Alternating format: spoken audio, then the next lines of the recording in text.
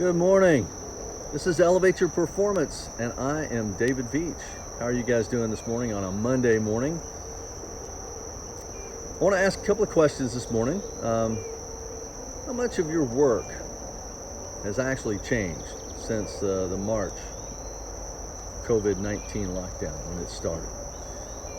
Would you say that for your workplace, things have returned to something like normal?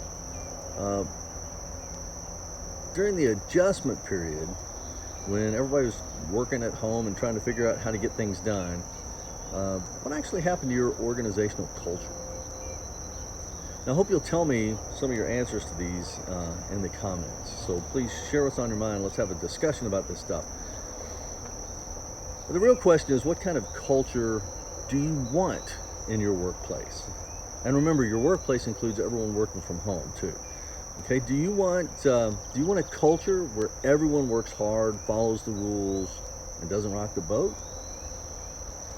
Or maybe you want a culture where people report problems and offer ideas, but expect someone else to analyze and implement them. Maybe you want a culture that drives continuous improvement through events and projects. People get excited about this, you celebrate those projects, but it seems to be pretty tightly controlled and planned by either an operations group or like a continuous improvement group. Or do you want a culture where everyone is free to experiment and make changes to their own work so that they can make it better, faster, or less of a burden? Whatever you decide you want or you need to understand that there are three tightly interconnected systems that shape and maintain the culture of any workplace. If you decide that you need a culture change, you'll need to make changes in all three of these, or your initiative's not going to work. The first is the structural system. How does work actually flow through the processes to satisfy your customers? How many steps does it take? How much time does it take? Is the work satisfying to team members, or is it just drudgery? Do people try new things?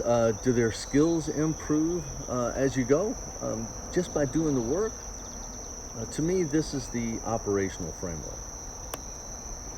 The second is the behavioral system.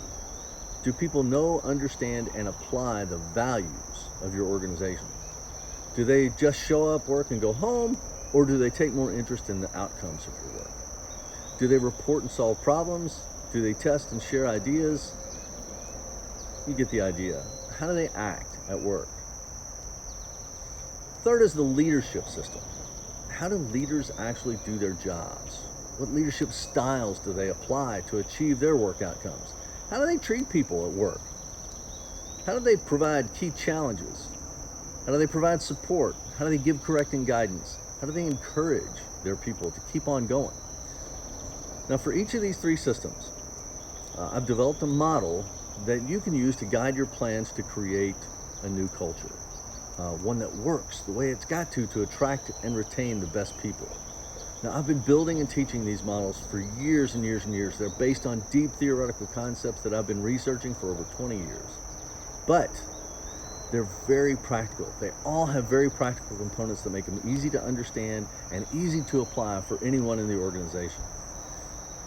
So over the next few weeks, I'm going to do a webinar in each of those three models.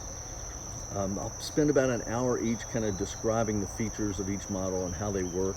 And I'm going to try to make it very practical. I'm going to keep it very practical. I guarantee you'll have something you can take from that webinar and apply when we're done and make some improvement.